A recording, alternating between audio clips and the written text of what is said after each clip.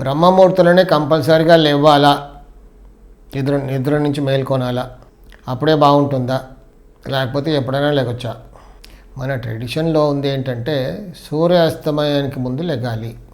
మొత్తం సూర్యుడు వచ్చేసాడు, మనం 10 o'clock 11 o'clock లేస్తున్నాం అంటే ఈ రోజుల్లో ఏంటంటే కాలానుగుణంగా ఇట్స్ చేంజ్, జనరేషన్ గ్యాప్.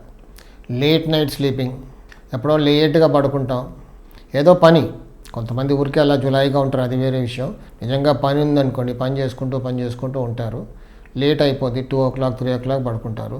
అలాంటి వాళ్ళని సన్ రైజ్కి ముందు లేకమంటే ఎక్కడ లేస్తారు? కొంచెం కష్టమే.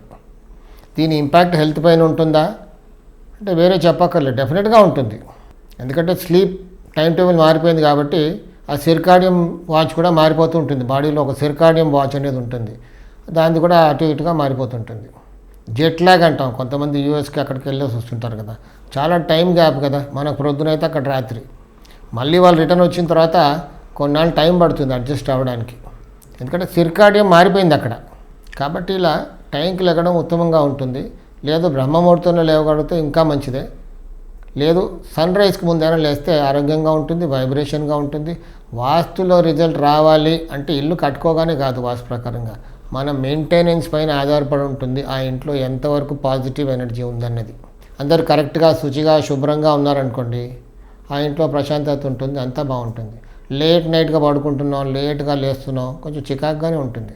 ఇంట్లో చికాకుగా ఉన్నారనుకోండి, మొత్తం తలకిందులుగా మారిపోతుంది.